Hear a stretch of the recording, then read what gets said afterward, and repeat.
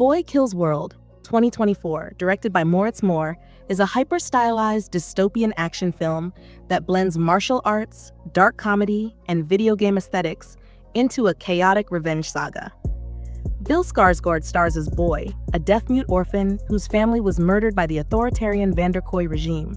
Trained by a mysterious shaman, Boy becomes a lethal weapon, driven by an inner voice modeled after his favorite childhood video game character, voiced by John Benjamin. The film's narrative unfolds in a post-apocalyptic world where the Van der Koois maintain control through brutal public executions. Boy's quest for vengeance leads him through a series of violent confrontations, culminating in a showdown with the regime's matriarch, Hilda van der Kooi, portrayed by Famke Janssen.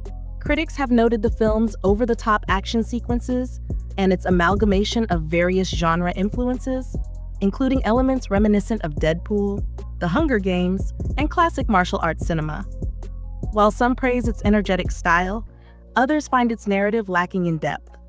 Nevertheless, Boy Kills World offers a unique cinematic experience for fans of stylized action and dark humor. Eraser, 1996, directed by Chuck Russell, is a high-octane action thriller starring Arnold Schwarzenegger as U.S. Marshal John Kruger, a specialist in the Witness Security Program. Tasked with protecting Lee Cullen, Vanessa Williams, a whistleblower from a defense contractor, Kruger uncovers a conspiracy involving illegal arms deals and corruption within his own agency. As he erases identities to safeguard witnesses, Kruger confronts betrayal and high-tech weaponry, including a railgun capable of firing aluminum rounds at near-light speeds. The film features intense action sequences, including skydiving stunts and explosive confrontations. Despite mixed critical reviews with a 43% rating on Rotten Tomatoes, Eraser was a box office success, grossing over $242 million worldwide. It was also notable for its early use of computer-generated imagery and was among the first major films released on DVD. The film's blend of suspense, action, and Schwarzenegger's performance contributed to its status as a memorable 90s action movie. The Adjustment Bureau, 2011, directed by George Nolfi, is a sci-fi romantic thriller that explores the tension between fate and free will. Based on Philip K. Dick's short story Adjustment Team, the film stars Matt Damon as David Norris, a rising politician, and Emily Blunt as Elise, a passionate ballet dancer.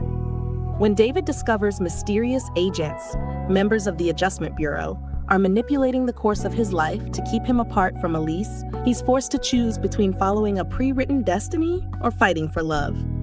The agents represent an unseen force, ensuring the world stays on its intended path, raising philosophical questions about control, choice, and personal freedom.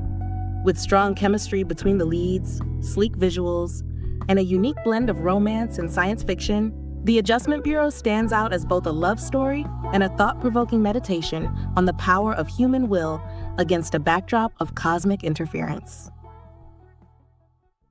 Hardcore Henry, 2016, directed by Ilya Naishuller, is a groundbreaking action film presented entirely from a first-person perspective, immersing viewers in a relentless, video game-like experience. The story follows Henry, a mute and amnesiac man resurrected with cybernetic enhancements by a woman claiming to be his wife, Estelle.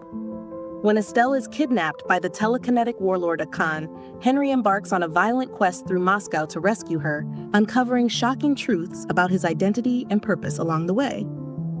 Assisted by the enigmatic Jimmy, portrayed in various personas by Sharlto Copley, Henry battles an army of mercenaries and cyborgs in a series of intense, stylized action sequences.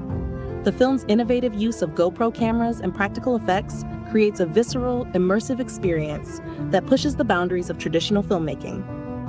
While Hardcore Henry received mixed reviews for its thin plot and relentless violence, it was praised for its technical achievements and originality, offering a unique cinematic experience for action enthusiasts. Super, 2010, directed by James Gunn, is a darkly comedic take on the superhero genre. Rainn Wilson stars as Frank Darbo, a mild-mannered fry cook whose life unravels when his wife Sarah, Liv Tyler, relapses into drug addiction and falls under the sway of a local crime lord, Jock, Kevin Bacon.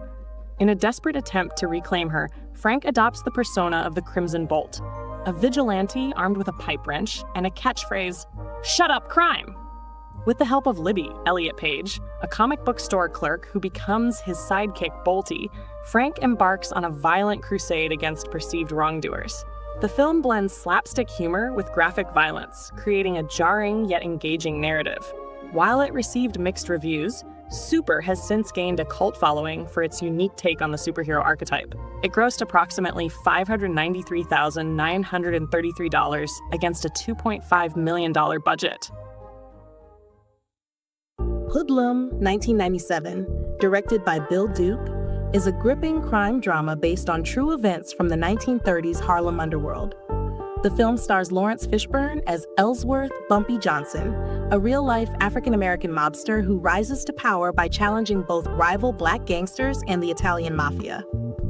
As Harlem becomes a battleground for control over illegal gambling, Bumpy confronts Dutch Schultz, Tim Roth, a ruthless and racist gangster with ties to powerful crime syndicates.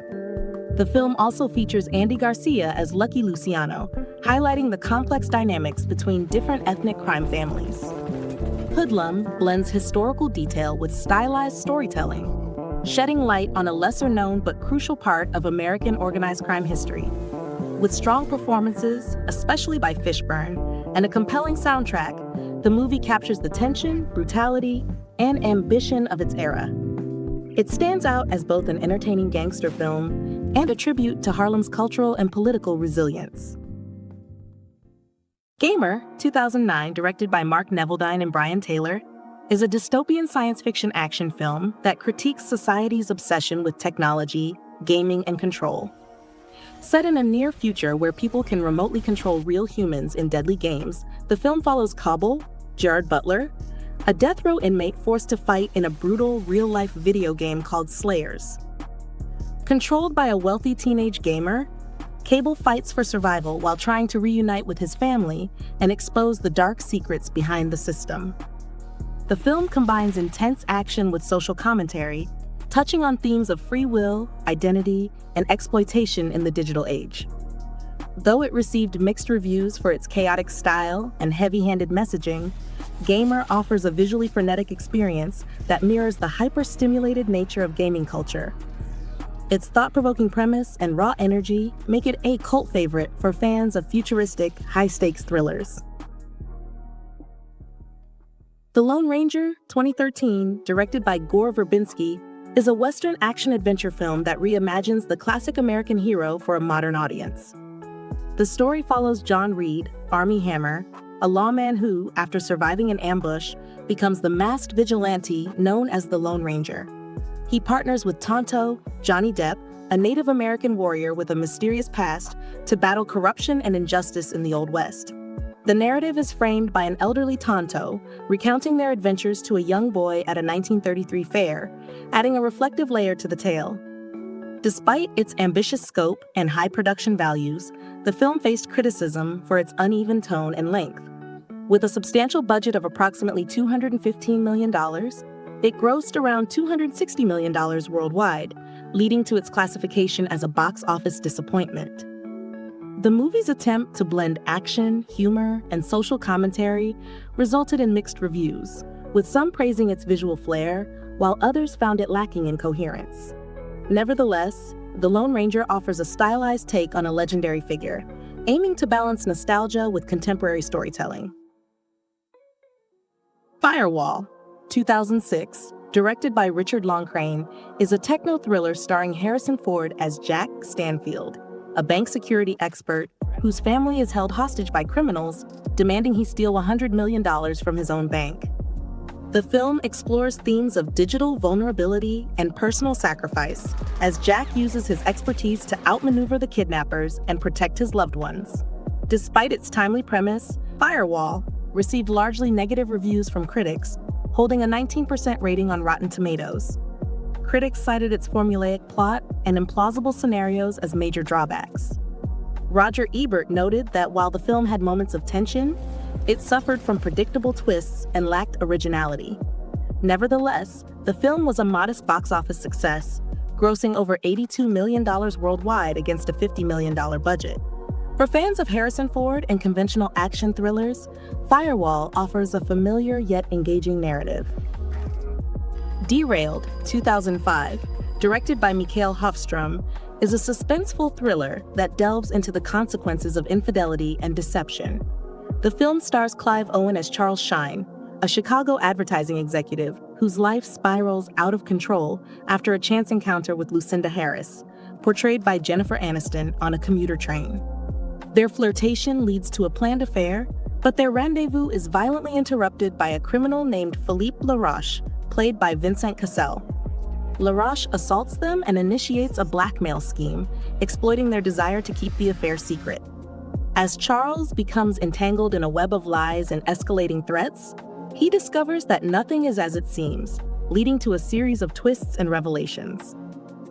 Despite receiving mixed reviews from critics, Derailed was a modest box office success, grossing over $57 million worldwide. The film is noted for its intense performances and exploration of moral ambiguity.